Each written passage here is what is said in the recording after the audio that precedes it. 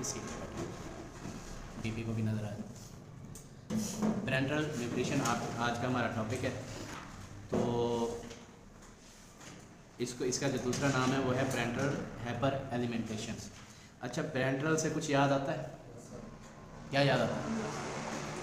हाँ, इंजेक्शन। ठीक हो गया। तो आज हमने इंजेक्शन नहीं पढ़ना, हमने इंजेक्शन से भी आगे चला जाना है। तो पेरेंटल न्यूट्रिशन का मतलब होता है ग़िज़ाइयत। ठीक है, यानी आप वेन के थ्रू या इंजेक्शन के थ्रू ग़िज़ाइयत देते हो मरीज़ को। क्यों देते हो? किस लिए देते हो? कोई समझ आती है? इलाज के लिए। चलें, एक ठीक हो गया। कुछ खाने के लिए। हाँ, कुछ खाने का। माशाल्लाह। मिसाल के तौर पर आपके पास पेशेंट आ गया है, आपके पास आप हॉस्पिटल में हैं और पेशेंट आपके पास आया है किस चीज़ का? कौमे का, है जी, बेहोश है। ऐसा कहते हैं ना, पेशेंट बेहोश है। या आपके पास कुछ ऐसा आ जाता है कि जो खा नहीं सकता किसी भी वजह से, एक्सीडेंट की वजह से भी नहीं खा सकता, उसका मुंह का एक्सीडेंट होता है, जबड़ा टूट जाता है। या आपके पास ऐसा पेशेंट आता है कि जिसके मैदे में अल्सर है या इस तरह की कोई उसको बीमारी है जिससे उसका हाजमा नहीं होता, तो उसको आप कहाँ से देते हो? वेन के ज़रिए। ठीक है, तो ये न्यूट्रिशन ग़िज़ाइयत है, यानी आप जो वेन के ज़रिए ग़िज़ाइयत देते हो। ठीक है, इसको कहते हैं पेरेंटल न्यूट्रिशन, या इसका दूसरा नाम है पेरेंटल हाइपर एलिमेंटेशन। ठीक है, इस आपकी बुक में लिखा हुआ है। कहता है it is the method of administering enough basic nutrients to achieve activity tissue synthesis and growth via parenteral route. कहता है ये एक मेथड है, बेसिक मेथड है, जिसमें आप तकरीबन पूरी एनफ काफ़ी हद तक आप जो है वो ग़िज़ाइयत जो है वो क्या करते हो, आप पेशेंट के टिश्यूज़ तक पहुंचाते हो। ठीक है, जब हम खाते हैं तो हम हर चीज़ ही खा लेते हैं, फैट्स भी खाते हैं, कार्बोहाइड्रेट्स भी खाते हैं, प्रोटीन भी खाते हैं, तो वो हमारे जाकर जहाँ जहाँ से उसने हज़म होना है होके पहुँच जाता है, जहाँ जहाँ ज़रूरत होती है। जब हम उसको IV लाइन लगा कर देंगे तब भी उसको पूरी ग़िज़ाइयत पहुँच जाएगी, कहाँ तक? टिश्यूज़ तक। ठीक है, और वो किस हालत में होगी? सिंथेसिस हालत में होगी। ठीक है, ये जितने भी इंजेक्शन होते हैं विटामिन B कम्प्लेक्स या इस तरह के जो भी होते हैं, ये सिंथेसाइज हालत में होते हैं, ये डायरेक्ट जाकर आप काम करते हैं। जबकि ग़िज़ा जब हम खाते हैं वो उसका जाके वो सिंथेसाइज होती है।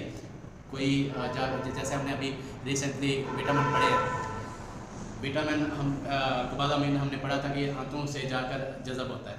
ठीक है ना, कुछ मैदे से ही हो जाते हैं, कुछ मुंह से हो जाते हैं, कुछ आंतों से जाकर फिर वो सिंथेसाइज होते हैं जाकर कहाँ? आपके जिगर में।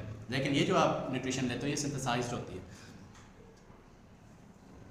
आगे कहता है जी it is characterised by the long term IV feeding of protein solutions containing high concentration of dextrose electrolytes vitamins and in some instance insulin. कहता है जी ये जो आप सॉल्यूशन देते हो ये क्या होता है जी? ये एक तो लॉन्ग टर्म के लिए जब आप यूज़ कर रहे होते हैं उनमें क्या क्या होता है? हाई कंसंट्रेशन ऑफ डेक्सट्रोज होता है। आपने डेक्सट्रोज 5% सुना है ना, ये 20% तक भी होता है, इवन ये आगे भी होता है। ठीक है ना, जिसको ज़्यादा ज़रूरत होती है वहाँ मतलब 70 तक ये आप बना सकते हो। डेक्सट्रोज की परसेंटेज ना, ये कंसंट्रेशन है 70 तक ले जा सकते हो, 70% तक। तो ये 20% तक डेक्सट्रोज होता है। इलेक्ट्रोलाइट्स होते हैं डिफरेंट, जैसे आप रिंगर लगाते हो उसके अंदर इलेक्ट्रोलाइट्स लिखे होते हैं सारे। ठीक है ना, उसके अंदर डले होते हैं। इस तरह आप प्रोटीन की यानी अमीनो एसिड की भी आपको पूरी ड्रिप बनी बनाई मिल जाती है। उसके बाद कहता है vitamin and some instants insulin, कहीं कहीं आपको इंसुलिन की ज़रूरत पड़ती है तो भी वो भी मौजूद होती है। और जो विटामिन हैं वो आप उसको बाद में ऐड करते हैं। सारे विटामिन आप जितने भी विटामिन हैं वो आप ऐड उसको ऑलरेडी ड्रिप में नहीं डाल सकते, उसको बाद में ऐड करते हैं। ठीक है ना, अब न्यूरोबियन बाद में डालते हैं ना इंजेक्शन ड्रिप में, तो वो बाद में ऐड करते हैं। उसके बाद है जी कंपोनेंट्स ऑफ TPN। TPN क्या है जी? Total parenteral nutrition formulation.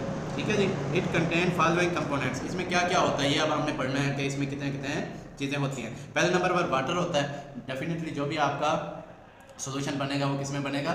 Water में बनेगा। उसके बाद प्रोटीन सोर्स है। Lack of nitrogen cause poor wound healing interfere with body defence mechanism. Amino acid is included in TPN as a source of nitrogen. अच्छा, amino acid का जब नाम आता है तो हमें पता चल जाता है जो NH3 हमने पढ़ा था क्या था? नाइट्रोजन था। ठीक है, तो ये जितने भी अमीनो एसिड होते हैं उनमें नाइट्रोजन मौजूद होती है। ठीक हो गया। तो अगर ये नहीं होती तो फिर आपके बाउंड जीव की हीलिंग नहीं होती। अगर आपके अंदर प्रॉपर नाइट्रोजन या अमीनो एसिड नहीं होते तो आपकी बाउंड की हीलिंग नहीं होती। इसलिए प्रोटीन भी आपको दी जाती है। ठीक है, इन एक्सीडेंटल केसेज या वैसे भी आपको प्रोटीन ज़रूरत है तो वो आपको इंजेक्ट की जाती है। तीसरे नंबर पर क्या जी? एनर्जी सोर्स है। एनर्जी सोर्स हमने पढ़ा हुआ है कार्बोहाइड्रेट्स और फैट्स होते हैं। ठीक है। तो क्या कहते हैं, carbohydrates of choice is dextrose in the form of 5 to 70%। ठीक है जी। वो कहता है जी कार्बोहाइड्रेट में तो आपकी सबसे जो बेहतरीन चॉइस है वो क्या है, डेक्सट्रोज है। ठीक है, और वो 5 से 70% तक आप उसकी कंसनट्रेशन बना सकते हैं और आप उसको इंजेक्ट कर सकते हैं। उसके बाद if required in large quantities insulin can be administered in TPN to increase uptake of dextrose। अगर मतलब आपका शुगर वाला पेशेंट है और आपका जो सोल्यूशन है उसमें डेक्सट्रोज है तो आप उसको कम करने के लिए इंसुलिन डाल सकते हैं। ठीक हो गया जी। उसके they provide high calorie source in low volume. ठीक है ना, फिर आपको कैलोरीज जो मिल जाती हैं लेकिन वॉल्यूम कम होता है। उसके बाद इलेक्ट्रोलाइट्स आपने कौन कौन से डालने हैं जी, sodium, potassium, magnesium chloride, calcium phosphate. अच्छा, आपने अगर कभी रिंगर के पढ़े हैं और आपके प्रैक्टिकल में भी रिंगर ही आएगी, ठीक है, उसको अच्छे से याद कर लेना, उस ड्रिप को अच्छे से पढ़ लेना। तो रिंगर के अगर पढ़े हैं तो उसमें ये सोडियम भी होता है, पोटाशियम भी होता है, मैग्नीशियम भी होता है, क्लोराइड भी, कैल्शियम फास्फेट, लेकिन ये इनकी परसेंटेज डिफरेंट होती है। ठीक है, वो आपको पढ़ाएंगे, अगर सर हमें कहेंगे कि आपको पढ़ाने हैं तो हम आपको पढ़ा देंगे। ठीक है, मैं इलेक्ट्रोलाइट्स की बात हो रही थी कि आप अगर रिंगर को देखें ना आकर तो उसके ऊपर लिखे होते हैं कि उसमें डले होते हैं, फिर हम आपको ये बताएंगे कि कितने कितने आपने डालने हैं। इवन प्रैक्टिकल में वो भी आया था साशे जो आप बनाते हैं, ये क्या नाम है, ORS साशे, उसकी भी मतलब एक प्रैक्टिकल में वो भी आया था। तो कैसे आप बनाते हैं, मतलब कोई इतना मुश्किल नहीं होते, आसान होते हैं, लेकिन आपको इसकी जो परसेंटेज है वो आपको पता होती है कि आपने कितने कितने % डालना है। अच्छा जी, आ गया जी trace elements. These acts as metabolic cofactor and essential for proper functioning of several enzyme in body. These are zinc, copper, manganese. ठीक है।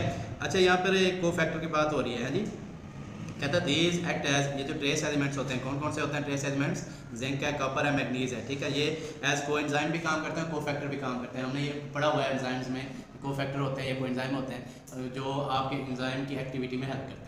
ठीक है, तो आपके अंदर अगर एंजाइमेटिक जो जितने भी एंजाइम फंक्शन कर रहे हैं उनको कोफैक्टर भी आपने देना है। मतलब पेशेंट आपका कोमा में है और अरसा दराज तक किसी ने कोमा में रहना या पड़ा है तो उसको आपने कोएंजाइम भी आपने उसको क्या करना है, इंजेक्ट करना है वाया पेरेंटरल रूट। ठीक है जी।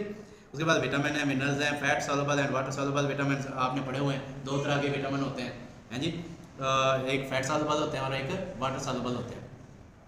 तो उसमें क्या कहता है, दोनों इसेंशियल हैं। They act as coenzyme in carbohydrates metabolism and DNA synthesis. यानी दोनों को कहता है कार्बोहाइड्रेट मेटाबॉलिज्म अगर हमारी बॉडी का चल रहा है उसमें भी ये कोएंजाइम के तौर पे काम करते हैं और डीएनए सिंथेसिस में भी कोएंजाइम के तौर पे काम करते हैं। अच्छा, आगे ये वाला आपने टेबल अच्छे से याद कर लेना है कि हमें हमारी जो रिक्वायरमेंट है वाटर की वो कितनी है, 30 से 40 ml पर kg पर डे। ठीक है, अब मिसाल के तौर पर आपका वज़न कितना है, मिसाल 60 है ना, तो आप हैं 80 को आप 30 के साथ ज़रब दे दें 30 ml के साथ, तो कितना बनेगा, ये 2400 ml पानी आपने डेली पीना है। ठीक है, ये आपकी डेली रिक्वायरमेंट है, लेकिन हम नहीं पीते, फिर इसकी वजह से हमें परेशानियाँ होती हैं। उसके बाद एनर्जी है, एनर्जी में आप एनर्जी को कैलोरीज के नाम से आप जानते हैं और वो जो कैलोरीज हैं वो भी। अच्छा, ये देखें, ये दो लिखे हुए हैं, एक मेरे ख्याल में अडल्ट का लिखा हुआ है और एक बच्चों का लिखा हुआ है। आपके यहाँ पे आ रहा है कहीं लिखा, हाँ जी, ऊपर ये लिखा हुआ है अडल्ट एंड चिल्ड्रन। जो पहला है 30 से 40 ये अडल्ट्स में है पानी की रिक्वायरमेंट, और यही रिक्वायरमेंट बच्चे में है। ठीक है, बच्चा भी अपने वेट के मुताबिक पानी पिया करेगा। ठीक है। अच्छा जी, तो एनर्जी कितनी चाहिए आपको, चाहिए 30 से 60। ठीक है, कैलोरी पर kg। तो अब आप उसको वैसे हिसाब लगा दें, मिसाल के तौर पर आपका 80 है तो आप अगर 30 ही लेते हैं तो भी आपको 2400 kilo calorie per day require है। ठीक है जी। तो इसी तरीके से बच्चे के लिए 20 किलो कैलोरी पर kg पर डे रिक्वायर है। अच्छा जी, उसके बाद अमीनो एसिड हैं वो 1 से 2 ग्राम है।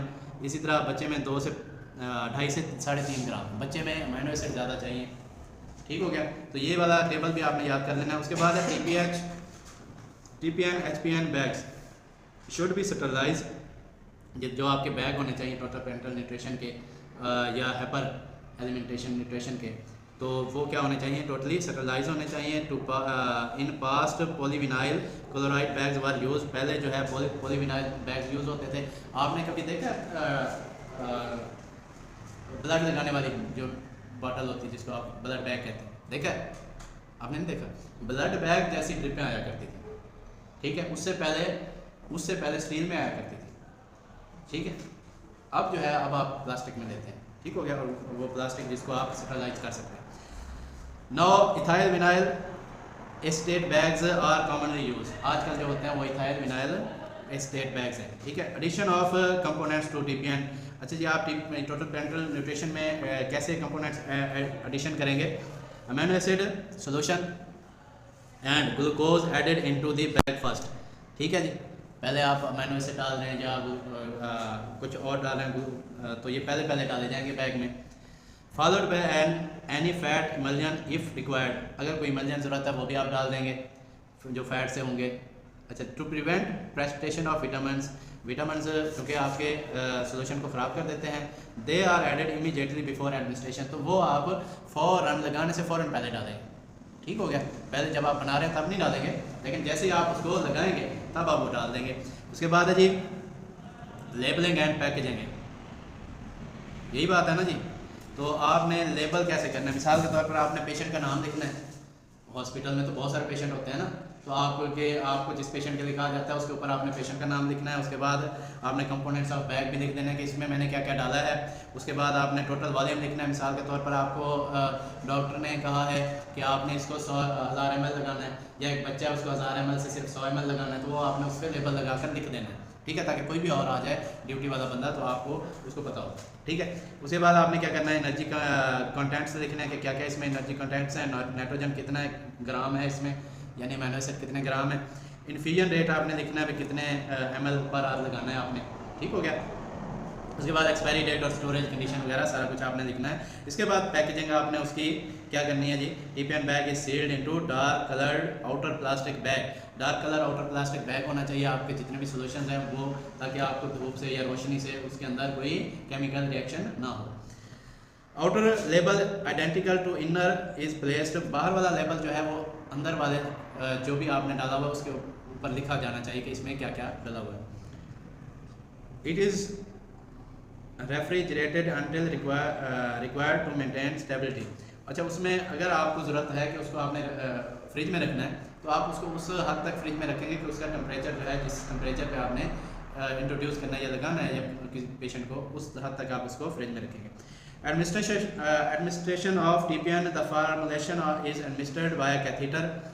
The solution is administered slowly through a large vein such as the superior vena cava central vein. The superior vena cava is accessed through the subclavian vein immediately beneath the clavicle and near the heart. This permits rapid dilution of the concentration fluid and minimize the risk of tissue and cellular damage due to the hypertonicity of the solution. अच्छा जी, यहाँ तक हम पहले मैं आपको समझा देता हूँ। तो कहता है कि यहाँ आपके इधर तस्वीर भी बनी हुई है, ठीक है। ये आपके 3 रिब्स छोड़ के, ये क्लेविकल का तो पता है ना आपको, क्लेविकल पड़ा हुआ है, दिखाऊँ या ऐसे समझ आ जाएगी। अच्छा, क्लेविकल से नीचे आपके 3 रिब्स छोड़ के जो आपका हार्ट है, ठीक है, हार्ट का जो सुपीरियर वेना केवा वो इधर ही होता है और सब क्लेवियन वेन जो है वो इधर होती है, ठीक है। तो इस वेन में इन केस आपको लगता है कि अगर हम इसको जल्दी न्यूट्रिशन नहीं देंगे तो मर जाएगा, तो आप उसको यहाँ से लगा देते हो, बड़े वाला क्या कहते हैं उसको, कैनोला, ठीक है, वहाँ से लगा के उसको आप जल्दी से यहाँ से इंट्रोड्यूस करते हो क्या, अपना टोटल पेरेंटल न्यूट्रिशन, ठीक है। तो ये बहुत रेयर केसेस होते हैं। आप जिन हॉस्पिटल में होते हैं वहाँ पर ज़्यादा से ज़्यादा 18 गेज का ग्रानुलर लगाकर उसको 1-2 जगह लगाकर वहाँ से फ्लूइड दिया जाता है। मैंने 2 पेशेंट ऐसे अटेंड किए हुए हैं कि हमने उनको 2 नॉर्मल सलाइन चलाई थी और 18 गेज के कैनोला में, और विद इन मेरे ख्याल में हाफ आवर वो ख़त्म हो गई थी 1000 ml, और साथ उसको बाकी वो जो सोलोपार्टिव वो दिए थे 2, और बच गया था पेशेंट, और पेशेंट ने पता नहीं कौन सी एक्सपायर मेडिसिन खा ली थी, ठीक हो गया, उसका ब्लड प्रेशर ख़त्म हो गया था, उसकी वेन्स ख़त्म थी लेकिन सिर्फ आंखें उसकी खुली थी, और हमारे उस्ताद साहब ने हमें गाइड करते गए और अल्लाह करम से वो बच गया।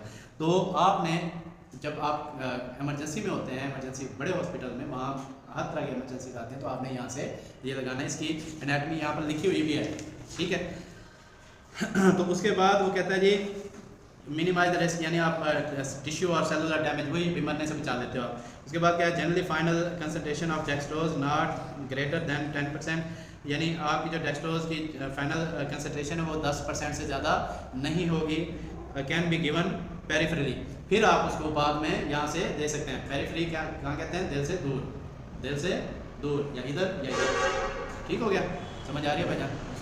अच्छा, solutions containing more than 10% dextrose should be given via the superior vena cava. ठीक है, जो आप सुपीरियर वेना केवा से देंगे वो 10% से ज़्यादा होगा, क्योंकि आपने टिश्यूज़ को शुगर देनी है हर हाल में। ठीक है, ग्लूकोज टिश्यूज़ में पहुंचाना है ताकि टिश्यू डैमेज ना हो, बंदा ना मरे।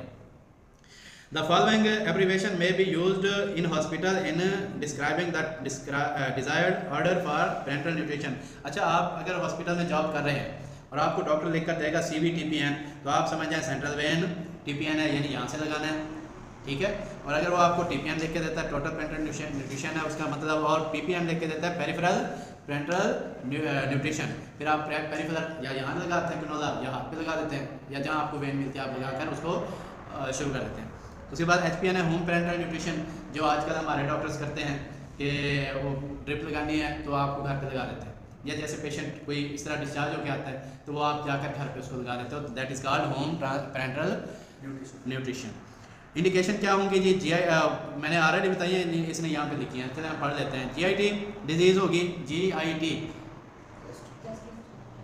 गैस्ट्रो इंटेस्टाइनल ट्रैक्ट कि कोई भी डिजीज़ जैसे अल्सरेटिव कोलाइटिस है, पैंक्रियाटाइटिस है, या मेल एब्जॉर्प्शन सिंड्रोम है, यानी आप कोई चीज़ हजम नहीं कर पा रहे, तो आपको फिर आप ड्रिप के ज़रिए आप देंगे उसको। ठीक है, उसके बाद ट्रॉमा, सीवियर बर्न है, एक्यूट रीनल फेलियर है।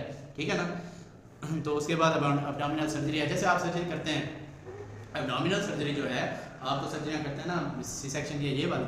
एब्डोमिनल सर्जरी के लिए 72 से 118 घंटे तक आप उसको मुंह के ज़रिए कुछ नहीं देते। ठीक है, ये मेरा मतलब मैंने पढ़ा हुआ है, मैं और ये मेरी असेसमेंट, मतलब मैं बता रहा हूँ कि 72 से 118 घंटे है। बता आलम ये सही है गलत, ये आप इसको ढूंढ भी सकते हैं अपनी बुक्स में। तो उसके बाद ये है कि रोल ऑफ फार्मासिस्ट क्या है जी? आपका क्या रोल है? आप जो फार्मासिस्ट हैं, आपका क्या रोल है? आपका रोल हम पढ़ते हैं जी। Pharmacist can provide information on aseptic techniques. अच्छा जी, अगर एसेप्टिक टेक्निक्स होंगी तो आप उनको बताएंगे कि ये वाला एसेप्टिक है, आप इसको ट्रांसफ्यूज ना करें, या ये इसको अच्छे से साफ कर लें सेपरेट से, फिर आप इसको कैनोला दें वगैरह वगैरह। उसके बाद handling and setting TPN bags, वही बात है जो मैंने आप पहले बता दी। फार्मुलेशन रिक्वायरमेंट्स, आप उसको फार्मूला पूरा बताओगे कि इसको क्या क्या रिक्वायर चाहिए इक्विपमेंट है और इसको आपने कैसे कैसे बनाना है, क्योंकि आप फार्मासिस्ट हैं। ठीक है, स्टेबिलिटी प्रॉब्लम्स, अगर वो स्टेबल नहीं रहते तो वो बताएंगे। स्टोरेज कैसे करनी है, जैसे को अभी हमने पढ़ा कि रेफ्रिजरेटर में भी रखना पड़ता है। उसके बाद छोटा सा टॉपिक है, इसके साथ ही पढ़ लेते हैं, एसेप्टिक डिस्पेंसिंग। ठीक है, ये वही बात है जो हम बार बार पढ़ रहे हैं। वो कहता है जी aseptic dispensing is the preparation and supply of sterile medical products which require some dilution और other handling before administration. The preparation is carried out in the pharmacy by trained pharmacy technician, assistant and pharmacist. यानी जो आप वहाँ पर solution या material products जो भी दे रहे हो, उसको आप अच्छे से उसको स्टरलाइज रखोगे और उसको क्या करोगे, उसको उसकी हैंडलिंग अच्छे से करोगे, एडमिनिस्ट्रेशन अच्छे से करोगे, वही बातें हैं। इसके कहता है जी the preparation is aseptically dispensed in response to a prescription order for patient under the supervision of pharmacist. जैसे हमने पहले पढ़ा है कि मिसाल के तौर पर आपकी कोई ड्रिप में ऑलरेडी विटामिन डाल चुके हैं, तो कुछ देर बाद वो ख़राब हो सकते हैं, तो आप उसको फिर ना लगाएं।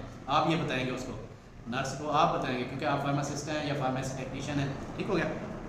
आप इसकी स्टरलाइजेशन कैसे करेंगे? Is a process that eliminates यानी रिमूव्स और kill all forms of microbial life such as fungi, bacteria, viruses, spores वगैरह, जो ख़त्म कर देता है, उस प्रोसेस को क्या कहते हैं? स्टरलाइजेशन। ठीक है, यानी जितने भी आपके जो प्रेपरेशंस हैं उसमें से जितने भी बैक्टीरिया हैं, वायरसेस हैं, स्पोर्स हैं या फंजाई हैं, उसको आप ख़त्म कर देते हो, उसको क्या कहते हो? स्टरलाइजेशन। ठीक है, उसके बाद बेसिक अप्रोचेस क्या है फॉर स्टीराइल प्रिपरेशन? पहले तो टर्मिनल स्टरलाइजेशन है, एसेप्टिक प्रोसेस है। ये दो प्रोसेस हैं, इनको बस थोड़ा सा समझ लें। टर्मिनल प्रोसेस जो है वो क्या होता है कि आप कोई भी सोल्यूशन है या कोई भी प्रोडक्ट है उसको बनाकर क्या करते हो? उसको पैक कर देते हो। पैक करने के बाद उसको ऑटोक्लेव होते हैं बड़े बड़े, उनमें जाकर रख देते हो, तो वो फिर क्या हो जाता है? स्टरलाइज हो जाता है। उसके बाद दूसरा जो है एसेप्टिक प्रोसेस है। इसमें क्या करता है जी? Aseptic processing is the process by which a sterilized product is packed in a sterile container. ये इस पे आप पहले प्रोडक्ट को स्टेरलाइज करते हो, उसके बाद फिर स्टेरलाइज कंटेनर में उसको पैक करते हो, और जहाँ पैक करोगे वो भी ज़ाहिर बात है वहाँ भी वो भी स्टेरलाइजेशन का वहाँ पे पूरा अमल हो, आपके मास्क हो, कैप हो, ग्लासेस हों आपके और आपके ग्लव्स हों, तब जाके आप वहाँ पर पैक करोगे। ठीक हो गया। When it is not possible to carry out terminal sterilization by heating due to the instability of formulation, a decision should be taken to use filtration and aseptic processing। कहता है कि अगर आप ऑटोक्लेव में उसकी स्टेरलाइजेशन नहीं कर सकते तो फिर आप डिसीजन लोगे कि उसको क्या करोगे, फिल्ट्रेशन के ज़रिए या एसेप्टिक प्रोसेस के ज़रिए उसको क्या करोगे, स्टेरलाइज करोगे आपकी जो भी प्रोडक्ट है। ठीक है। In order to maintain the stability of the components and the product during aseptic processing, careful attention needs to be given to the environment। Personal container ये मैंने बता दिया आपको ऑलरेडी ना कि वो जो इन्वायरमेंट होगा वो भी स्टेरलाइज होगा, उसके बाद आप ग्लासेस और केप और मास्क और ये चीज़ें ग्लव्स पहनकर फिर इसको पैक करोगे। ठीक हो गया।